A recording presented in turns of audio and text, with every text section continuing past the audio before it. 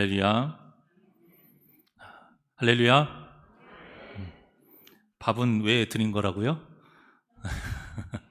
찬양을 크게, 아멘도 크게, 예배도 힘있게 드리기 위해서.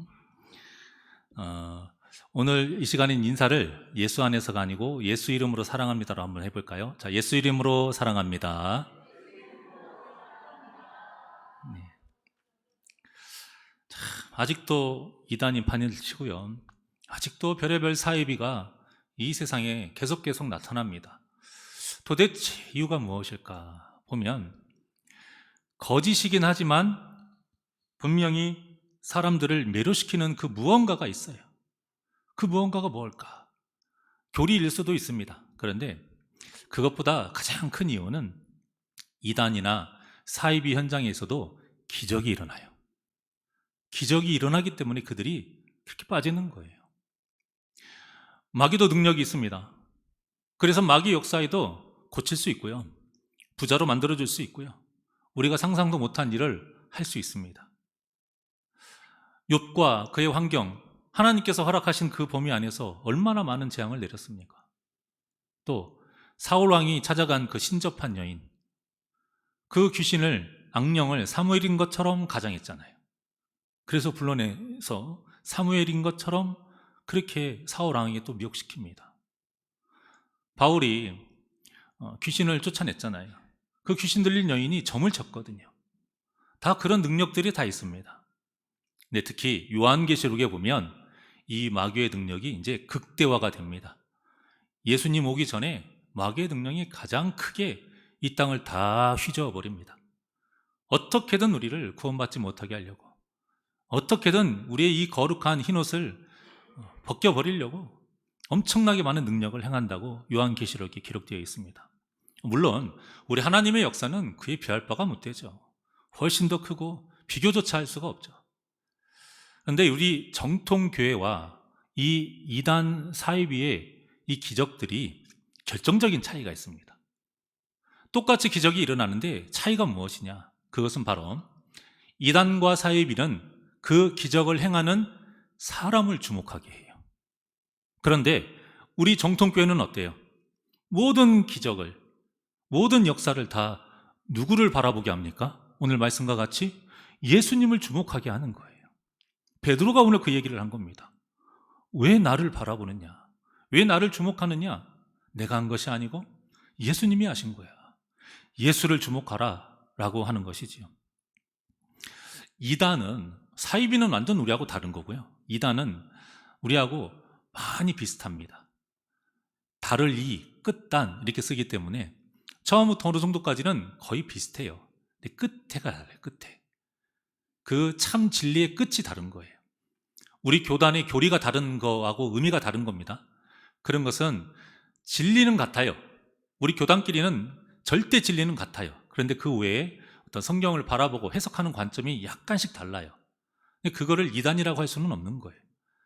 그런데 이단은 뭐냐면 절대 진리를 교묘하게 바꾸는 거예요. 퇴색시키는 거. 그게 이단입니다. 그런데 이단의 끝이 무엇이냐면 예수님의 영광을 위한 것이 아니에요. 다 사람의 영광을 위한 거예요. 그러니까 통일교는 누구를 주목합니까? 문선명을 주목하잖아요. 그런데 그들이 섬기는 건 하나님이에요. 똑같이 성경을 봐요. 물론 다른 성경으로 만든 것도 있지만 또 JMS 보십시오. 누구를 주목하게 합니까? 정명석을 주목하게 해요. 하나님의 교회는 하나님 아버지라고 해서 안산홍을 주목하게 합니다. 그런데 안산홍이 나이가 들어 죽었어요. 그러니까 이제는 하나님 어머니 해가지고 안산홍의 부인인 장길자를 주목하게 합니다. 또 신천지는 지금 이만희를 주목하게 하죠. 이단이 하는 건 이렇게 다 똑같아요. 똑같은 성경을 가지고 예배를 드리고 기적이 일어난다 해도 결국엔 사람을 주목하게 하는 것, 이것이 예수님을 주목하게 하는 정통교회와 완전하게 근본적으로 다른 차이점이에요. 문제는 이런 이단의 이 행태가 우리 정통교회 안에서도 이루어지는 때가 있다는 겁니다. 마귀가 미혹할 때, 우리가 그 마귀에게 넘어갈 때 우리도 모르는 사이에 이런 이단들이 하는 그 행동을 할 수 있다는 말입니다. 우리의 모든 예배와 우리의 모든 헌신과 우리의 모든 열심이 예수님을 주목하게 해야 되는데, 나를 드러내게 하고 나를 주목하게 할 때에 이 모습이 우리가 이단에 빠져 있는 건 아니지만 이단이 하는 것과 똑같은 행동을 하고 있다는 거예요.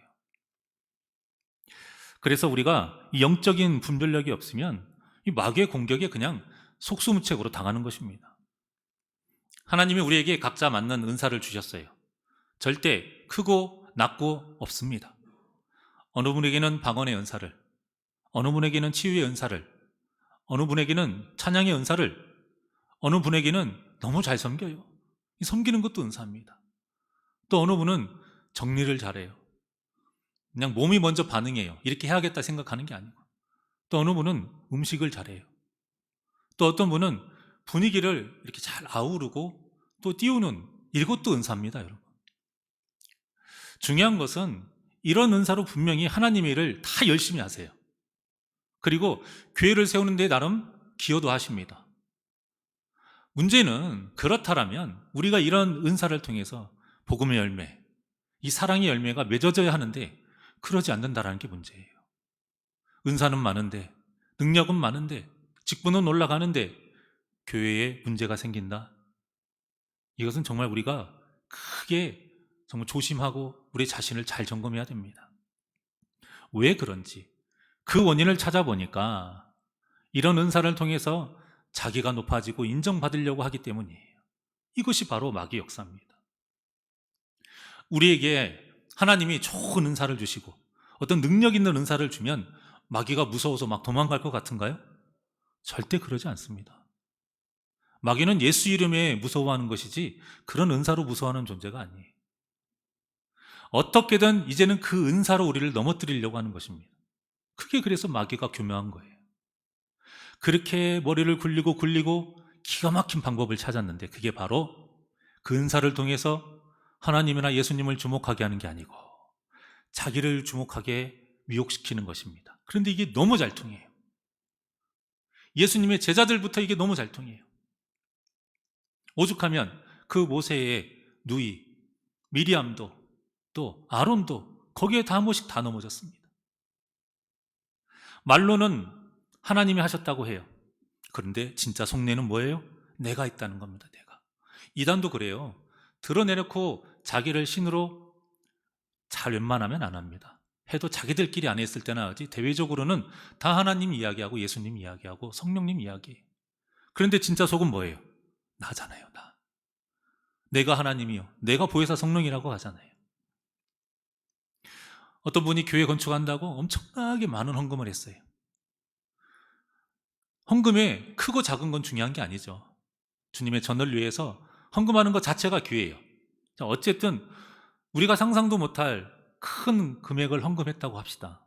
얼마나 귀한 헌신입니까? 그래서 성도님들이 다 인정해 주죠.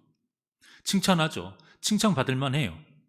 근데 그 칭찬에 이렇게 말을 합니다. 하나님이 주신 은혜이기 때문에, 그 은혜로 얻은 물질이니까 내 것이 아니요 하나님 것이에요. 그래서 드리겠습니다. 그래서 기쁜 마음으로 드렸습니다. 라고 말은 하는데 그 마음 속에 진짜 이 마음이 아니고 내가 인정받고자 하는 마음이 있다면 이 말은 거짓이 되는 거지요. 만약에 이런 마음이 있었을 때 자신의 어떤 그 공로나 이것을 인정해 주지 않으면 문제가 많이 생깁니다. 그리고 저는 그걸 봤어요. 자신의 집을 팔고 자신의 어떤 청약 이런 것들 다 팔고 하나님께 내어드렸는데 인정받지 못했어요. 알아주지를 않아요. 또 어떤 문제가 생겼어요. 나가면서 하는 이야기가 똑같습니다. 내가 이 교회를 세웠는데 이렇게 이야기를 합니다. 교회는 누가 세우는 것입니까? 하나님이 세우는 것입니다. 믿으십니까? 우리가 그 하나님의 교회를 세우는 데 있어서 쓰임받는 것을 은혜로 알아야 돼요. 돈을 이야기하는 게 아니에요.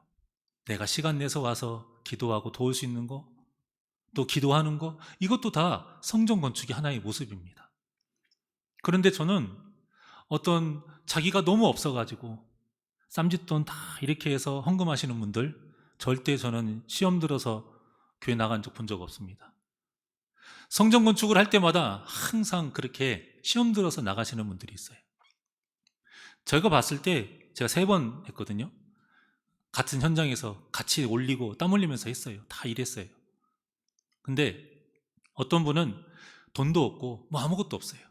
그러니까 시간 되는 대로 나와서 치워요. 다 치우고 뭐라도 음식이라도 좀 해드려서 하려고 그러고 옆에서 무슨 잔심부름이라도 하려고 그러고, 그런 분들 시험 든 분 한 분도 없습니다. 다 이름에다가 다 얼마 드러내놓고 헌금하는 분들이 그렇게 시험 들고, 나갈 때는 다 똑같아요. 액수가 중요한 것도 아니고요. 내가 이 교회를 이렇게 이야기합니다. 분명히 낼 때는 하나님께서 주신 것이니까 내가 기쁜 마음으로 드려야죠. 그러니까 말이 이 거짓이라는 거죠. 진짜 속내는 그게 아니에요. 나를 주목하고자, 내가 드러나고자 헌금을 하고 있었던 것입니다. 오늘 본문은 이런 마귀의 유혹을 이겨낸 베드로가 예수님을 주목하게 합니다. 이 배경이 어때요? 나면서 못 걷게 된 자, 유명합니다. 40년이 넘게 그러고 있었는데 갑자기 일어났어요. 남들이 다 봤습니다. 오고 가다 얼마나 많은 사람들이 성전 미문을 왔다 갔다 합니까? 베드로가 손을 잡고 일으켜 세우니까 일어났어요. 누가 고친 겁니까? 눈으로 보기에 베드로가 고쳤어요. 그러니까 이 못 걷던 자가 베드로를 붙잡고 베드로를 우러러 봅니다. 그때 사람들이 막 몰려들어요. 근데 베드로가 거기에 넘어가지 않습니다. 그런 가운데서 자기의 영광을 하나도 취하지 않습니다. 왜 나를 주목하느냐? 예수 그리스도를 주목하라. 그렇게 말을 하고 있는 거예요. 베드로가 12절에 보면 자신의 능력이 아니라고 분명하게 말을 합니다. 우리 12절 한번 합독할까요? 화면에 나왔으니까 시작. 베드로가 이것을 보고 백성에게 말하되,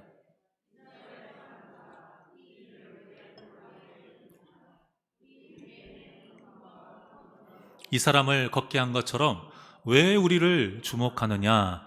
아멘. 우리가 이렇게 영적인 분별력이 없으면 이 눈에 보이는 현상에만 우리가 집착하고 그 현상만 쫓아가는 겁니다.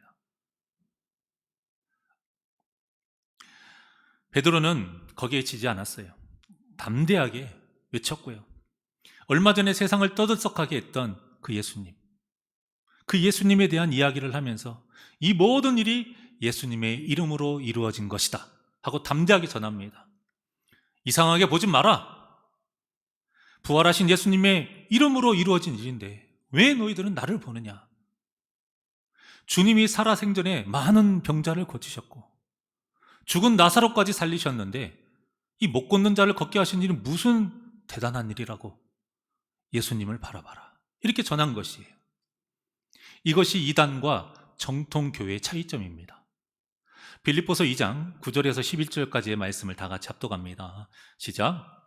이러므로 하나님이 그를 지극히 높여 모든 이름 위에 뛰어난 이름을 주사 하늘에 있는 자들과 땅에 있는 자들과 땅 아래에 있는 자들로 모든 무릎을 예수의 이름에 꿇게 하시고 모든 입으로 예수 그리스도를 주라 시인하여 하나님 아버지께 영광을 돌리게 하셨느니라. 아멘. 우리의 삶이 이런 삶이 되어야 합니다. 우리의 삶을 통해서 모든 이름에 뛰어난 이름, 이 예수님의 이름을 높이는 삶을 살아야 할 줄 믿습니다. 절대 우리가 예수님의 이름 위에 올라가면 안 됩니다. 바로 예수 그리스도의 이름에 모두 무릎 꿇게 하고 하나님께 영광을 돌리게 하는 것이 이단과 정통교회의 차이인 거예요. 그리고 이 복음서하고 사도행전에 보면 독특한 어떤 패턴이 있어요. 어떤 기적이 발생하면 그 자체로 그냥 끝나는 적이 한 번도 없습니다. 어떤 기적이 딱 발생하잖아요. 그러면 반드시 뭔가가 나와요. 자, 오순절 이 앞에 사건에 보면 오순절 강림 사건이 나오죠. 성령 강림 사건이 나오는데 그때 그 역사로 인해서 방언의 기적이 일어납니다. 상상도 못하는 방언의 기적이 일어났는데 딱 거기서 끝나지 않아요. 그 방언의 기적 후에 바로 무엇이 나오죠? 베드로의 설교가 나옵니다. 그리고 나서 지금이 두 번째 사건인 거예요. 지금 오늘 못 걸었던 자가 지금 걸었습니다. 엄청난 기적이 일어났어요. 사람들이 다 놀랐어요. 그런데 지금 거기에서 끝났습니까? 아니요. 오늘 본문과 같이 다시 베드로가 설교를 합니다. 그러니까 성경에 기록된 기적은 반드시 그 기적이 일어난 다음에 말씀 선포가 이루어지는 것입니다. 이것을 잘 보셔야 돼요. 얼마나 이것이 중요한 포인트인지를 잘 보셔야 돼요. 이 기적이 하나님의 역사로 이루어진 것이다. 분명하게 다시 확인을 시켜주는 거예요. 그래서 신앙의 균형을 잡아주는 겁니다. 여러분, 만약에 기적에서만 다 끝나잖아요? 그러면 신비주의가 되는 거예요. 그것 때문에 딱 거기서 끝나니까 이단이 되는 거예요. 그 기적을 베풀고 하나님을 전하고 예수님을 전하고 성령의 역사를 전하면 이단이 나올 수가 없어요. 그러니까 못해요. 왜? 자기가 해먹어야 되는데. 못하는 겁니다. 그러니까 우리가 신앙생활을 하면서 어떠한 환상을 볼 수 있어요. 영적인 체험을 할 수 있습니다. 저는 목사로서 우리 성도님들이 이런 영적인 체험, 이런 신앙 체험을 많이 했으면 좋겠어요. 그런데 체험까지만 하면 안 돼요. 아까 말씀드렸다시피 체험까지만 하면 신비주의자가 돼요.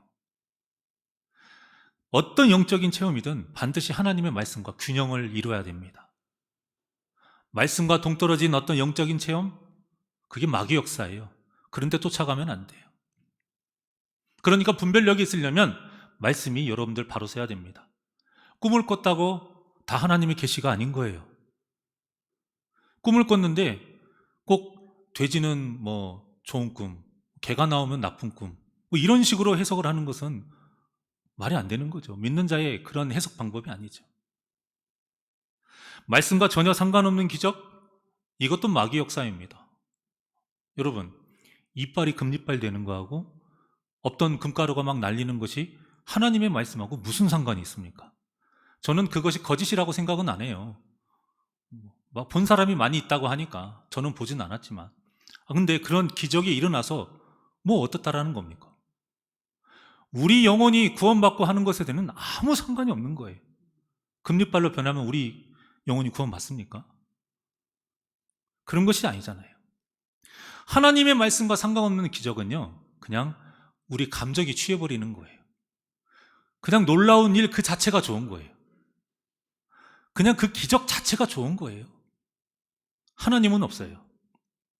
딱 거기까지인 겁니다. 딱 거기까지. 그 이상 우리 영혼을 살린 데에는 아무런 영향을 끼치지 못합니다. 사랑하는 여러분, 우리는 감정에 취해서 구원을 받는 것이 아니고 진리를 믿고 따르기 때문에 구원받는 것입니다. 이 진리를 잊지 마시길 바라요. 그러니까 병이 나은 것이 중요한 것이 아니라요, 그 병을 누가 낫게 해줬느냐를 믿는 것이 중요한 것입니다. 누구 이름으로 그 병이 낫느냐가 중요한 것이고, 그 이름으로 우리의 우리 죄된 이 영혼이 씻음받고 속죄받아서 구원받는 것이 중요한 것입니다. 우리는 정말 정신 바짝 차려야 돼요. 안 그럴 것 같습니까? 그러지 않아요. 목사들도 넘어집니다. 이 비냐드 신사도 운동, 여러분 여기에 대해서 정보가 없을 때 부끄러운 이야기지만 지금 난다긴다 하시는 목사님들, 또 은퇴하신 저명한 목사님들 다 거기 가서 안수받고 쓰러져 있는, 누워서 입신하고 있는 사진 이미 찍혀 있어요. 뭘 모르니까. 그때는. 그 후에는 다시 잘못됐다 인정하고 시인하고 그렇게 길을 걸어가진 않으셨지만 그럴 수 있다라는 겁니다, 여러분.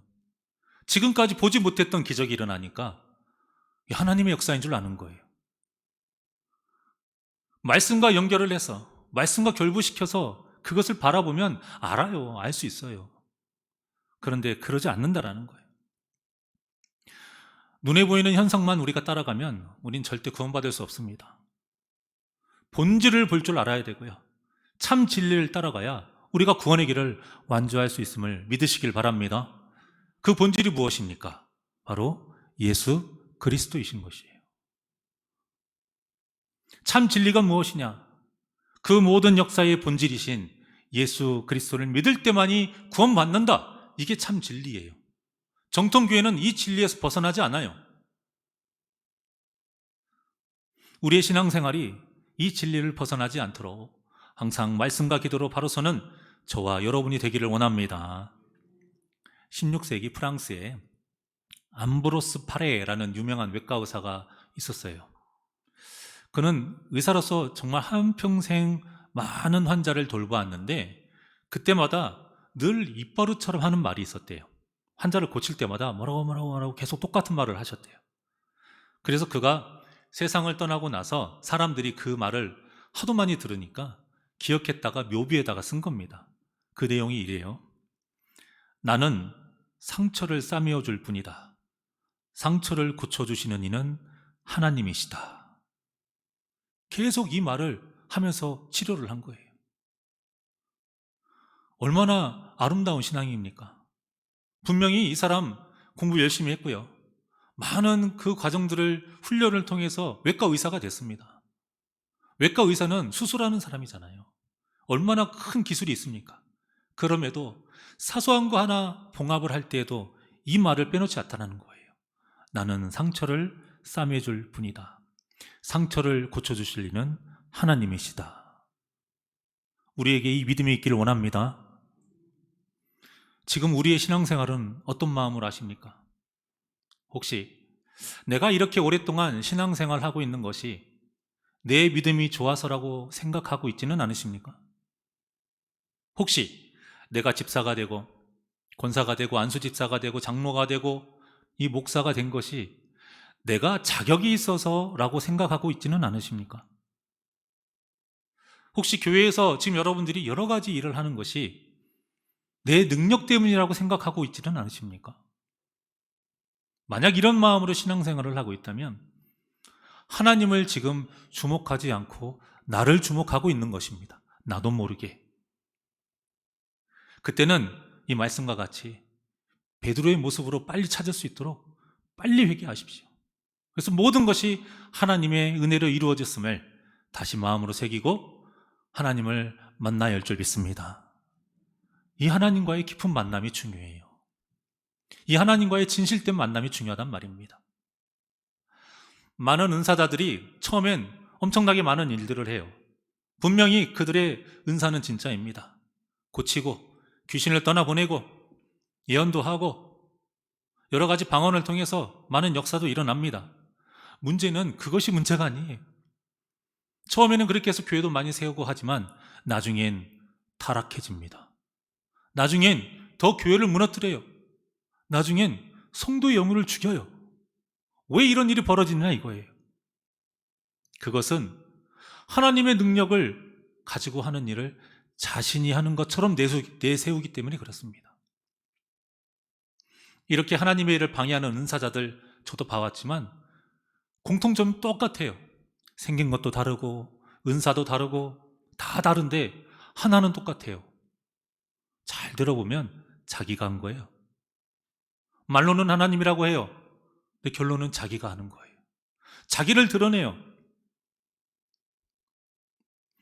베드로처럼 하나님을 주목해야 하는데 베드로와 반대로 자신을 주목하니까 그들이 마귀의 종노릇을 하는 것입니다. 그래서 그런 은사자들을 심판하시는 거예요. 우리도 신앙생활을 바르게 하지 않으면 이 하나님의 심판이 우리를 향한다는 사실을 우리가 바로 아시고 베드로와 같이 모든 영광을 하나님께 돌리는 저와 여러분이 되기를 주님의 이름으로 축원합니다. 하나님의 일을 하는 사람은 모든 일에 늘 조심해서 해야 됩니다. 물론 신앙생활은 열심히 해야 돼요. 열심히 해야 되지만 열심히 한 만큼 그만큼 조심해야 돼요. 신명기서 6장 4절과 5절의 말씀을 다 같이 합독합니다. 시작. 이스라엘아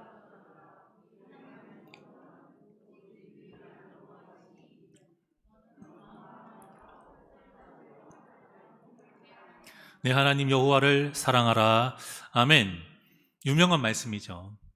이스라엘의 모든 사람들은 이 말씀을 하루에 한 번씩 외웁니다. 읽는 게 아니고 쉐마, 이스라엘아 들으라.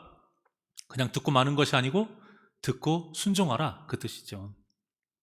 여기에 보면 마음을 다하고 뜻을 다하고 힘을 다하고, 얼마나 열심히 하겠습니까, 여러분? 이렇게 하려면. 이것은 목숨 걸고 하라는 얘기예요. 목숨 걸고. 그런데 그렇게 목숨을 걸고 뭐 하라고 말씀하고 있습니까? 하나님 여호와를 사랑하라.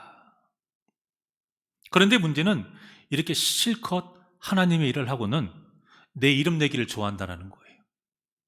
실컷 열심히 처음에는 하나님 사랑하는 마음으로 했다가 결국에는 내 이름 내기로 끝난다라는 것입니다. 알아주기를 좋아하고, 인정받기를 좋아하고, 박수받기를 좋아하고, 칭찬받기를 좋아한다는 거예요. 하나님께 인정받는 것이 가장 중요한 것인데, 착하고 충성된 종아. 하나님께 인정받는 것이 가장 중요한 것인데, 사람에게도 인정받고 싶은 이 욕심을 버리지 못하는 것입니다. 마태복음 6장 1절의 말씀입니다. 시작. 사람에게 보이려고 그들 앞에서 너희의 의를 행하지 않도록 주의하라.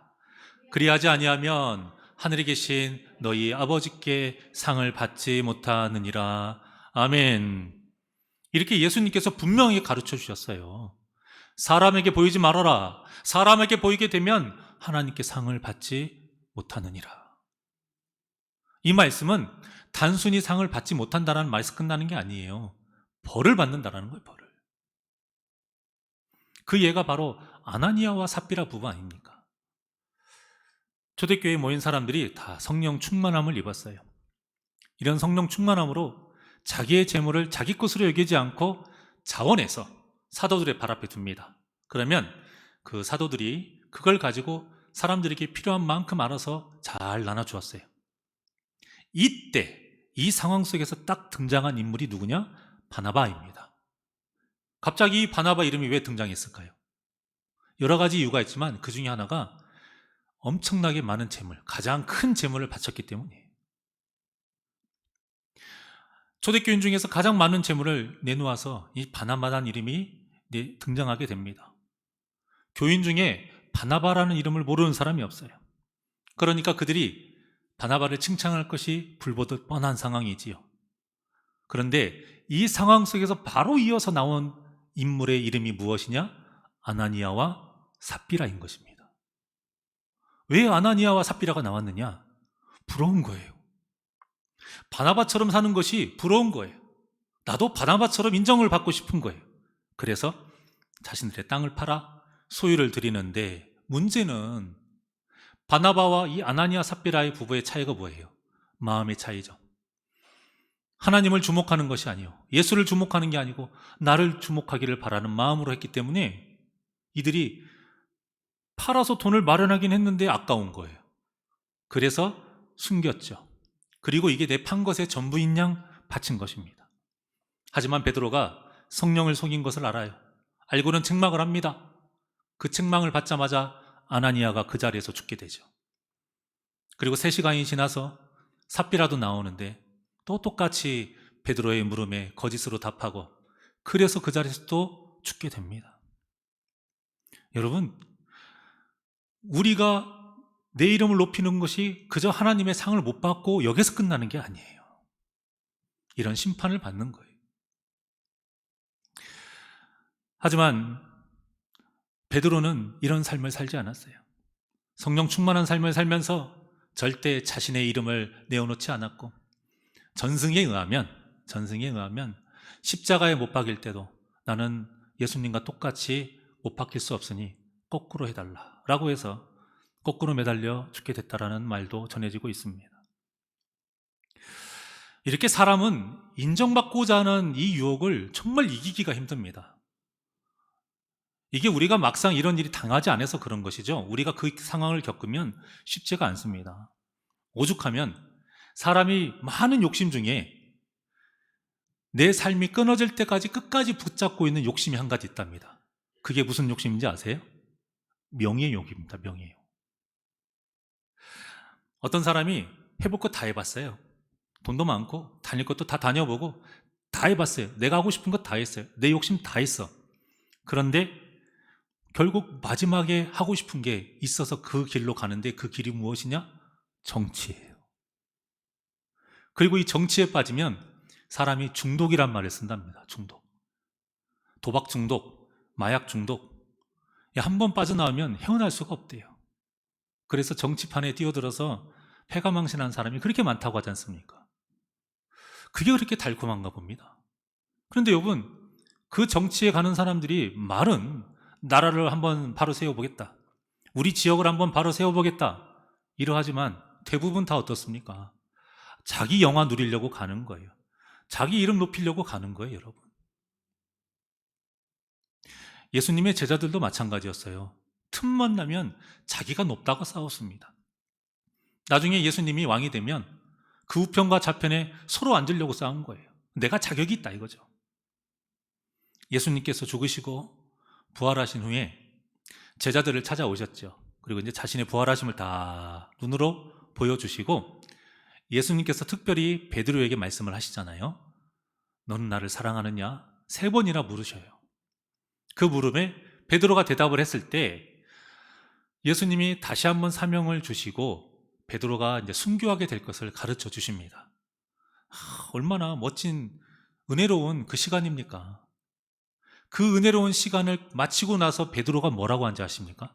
자, 요한복음 21장 21절과 22절의 말씀 시작. 이에 베드로가 그를 보고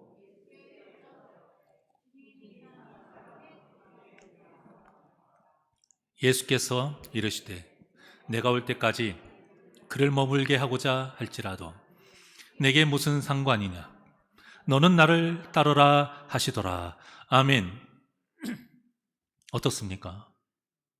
얼마나 이 은혜롭고 귀한 시간에 기껏 한다는 말이 자기가 지금까지 봤을 때 예수님이 요한을 특별히 사랑한 것 같은 거예요. 그러니까 저 요한은 어떻게 될까? 예수님이 나한테는 이렇게 말씀을 하셨는데 저 요한은 도대체 예수님이 뭐라고 말씀하실까 궁금한 겁니다. 그거를 물어본 거예요. 이게 남들을 의식하고 내가 높아지려고 하는 마음과 함께 오는 게 뭐냐면 질투와 시기입니다. 여러분, 그냥 나 혼자만 높아져서 끝나는 게 아니에요. 남들이 나처럼 높아지잖아요. 그 꼴을 못 본다니까요. 그래서 계속 의식해요. 밟으려고 하죠. 이런 마음으로 우리가 성도들이 신앙생활을 하면 교회가 어떻게 되겠습니까? 절대 하나로 연합할 수가 없어요. 합력하여 선을 이룰 수가 없다라는 겁니다. 그 대표적인 예가 고린도 교회입니다. 고린도 교회. 고린도 교회는 너무 멋진 교회예요. 하나님께서 그 모든 성도들에게 각자에게 은사를 많이 주셨어요. 그런데 문제는 그 은사 때문에 서로 싸워요. 다른 교회는 하나라도 가졌으면 하는 은사를 그렇게 많이 가졌는데, 그렇게 부러워하는데 결과는 참담합니다. 다투고 싸우고 교회가 이제는 분열되게 생겼어요. 서로 자기 은사가 높다고 싸우는 거예요. 이 소식을 바울이 듣고 기가 막힌 겁니다. 너무 기가 막히고 가슴이 아파서 그들에게 편지를 씁니다. 그게 고린도 전서입니다. 신약 성경에 나오는 이 서신서는요, 그냥 시간 나서 쓰는 성경이 아니에요. 편지가 아니에요. 다 그 교회에 그런 상황이 있기 때문에 그 상황에 맞게 쓰는 겁니다. 이때 이 은사로 문제가 생겼는데 여기에 대해서 바울이 어떻게 말했는가? 우리 고린도전서 13장 1절에서 3절의 말씀을 다 같이 합독합니다. 시작. 내가 사람의 방언과 천사의 말을 할지라도 사랑이 없으면 소리나는 구리와 울리는 꽹과리가 되고, 내가 예언하는 능력이 있어 모든 비밀과 모든 지식을 알고 또 산을 옮길 만한 모든 믿음이 있을지라도 사랑이 없으면 내가 아무것도 아니요, 내가 내게 있는 모든 것으로 구제하고 또 내 몸을 불사르게 내줄지라도 사랑이 없으면 내게 아무 유익이 없느니라. 아멘. 우리가 흔히 가장 큰 은사를 사랑이라고 말을 하는데요, 정확하게는 그것도 틀렸다라고 할 수는 없지만 오늘 본문에서 우리가 지금 봉독한 것처럼 사랑은 모든 은사의 핵심입니다. 우리 몸의 심장과 같은 존재예요. 사랑이 없는 은사는 은사가 아닌 거예요. 지금 바울이 정확하게 간단하게 말하는 거예요. 은사? 높고 낮음 중요한 게 아니야.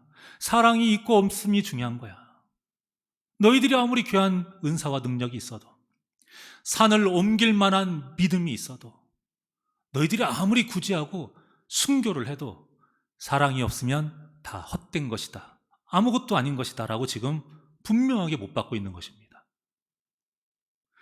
그러니까 지금 바울은 이 사랑에 대해서 뭐라고 말하고 있냐면 자기 이름을 죽이고 하나님의 이름을 높이는 거라고 말하고 있어요.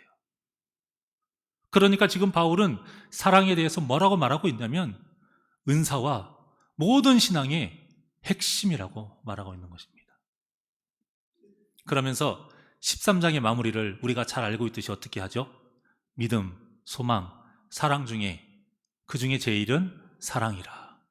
자, 이 말씀을 이렇게 말할 수도 있어요. 믿음도 뭐가 있어야 된다? 사랑이 있어야 돼요. 이거 아까 방금 읽었던 말씀이 있던 겁니다.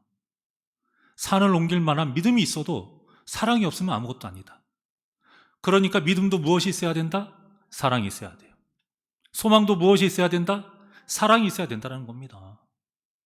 결국 하나님보다 나를 사랑하면 그 믿음은 가짜예요.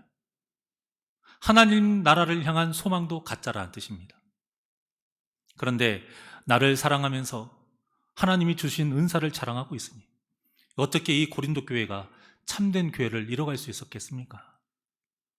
사랑하는 여러분, 우리 새날교회를 참된 교회로 세워가기 위해서는 우리의 모든 신앙생활을 예수 이름을 높이며 살아야 합니다. 믿으십니까? 우리의 모든 신앙생활을 누구 이름을 높이며 살자?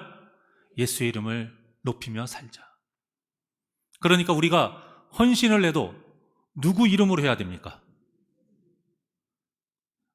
크게 해주시면 감사하겠습니다. 네. 우리가 전도를 해도 누구 이름으로 해야겠습니까? 우리가 사랑의 교제를 나눠도 누구 이름으로 해야겠습니까?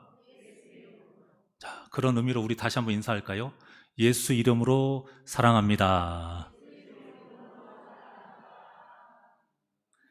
사랑하는 여러분, 예수 이름으로 순종합시다. 예수 이름으로 헌신합시다. 예수 이름으로 사랑합시다. 그래서 우리의 모든 삶이 하나님을 기쁘시게 하고 하나님의 영광을 위해 사는 복된 삶이 되시기를 주님의 이름으로 간절히 축원합니다. 주만 바라볼지라 이 시간 하나님께 찬양합니다.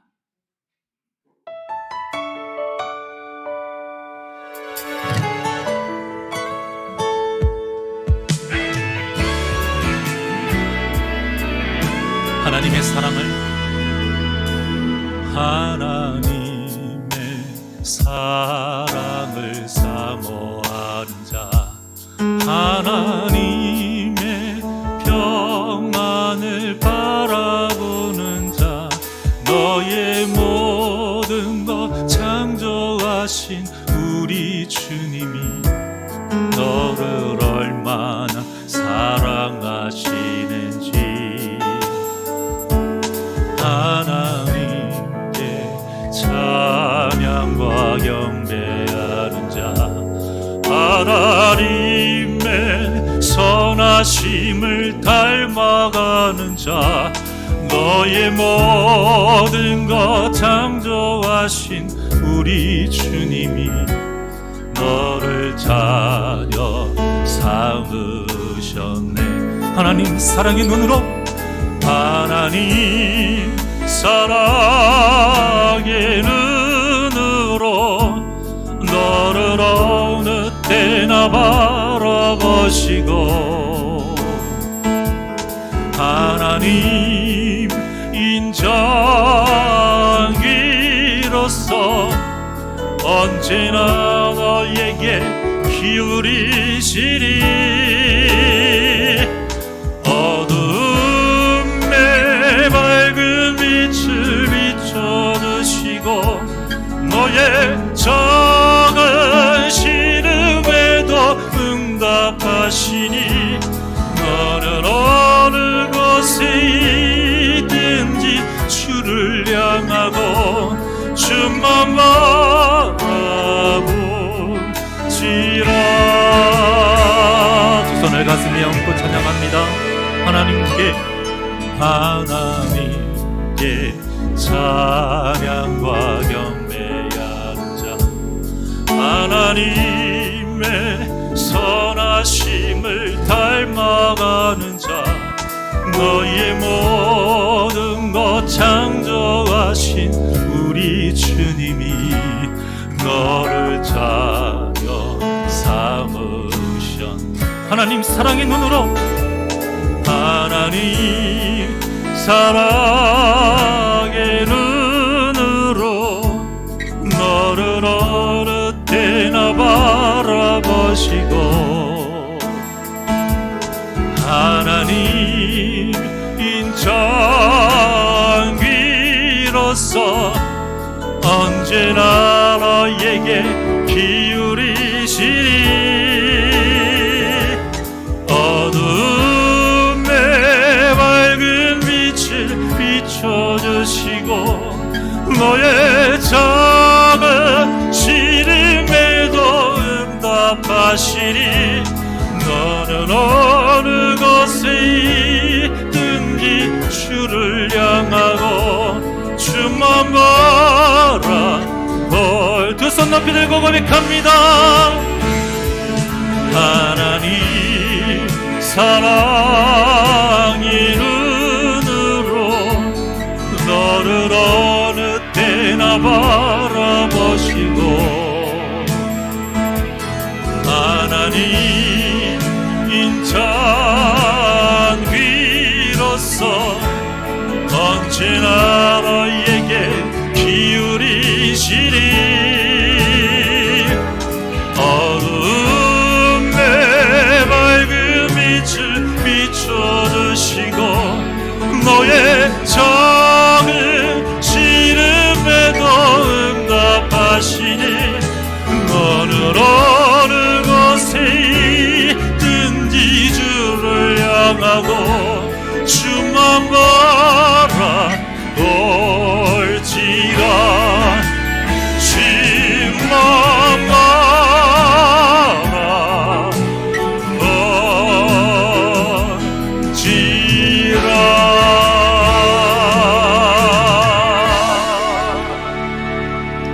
기도하시겠습니다. 사랑의 하나님,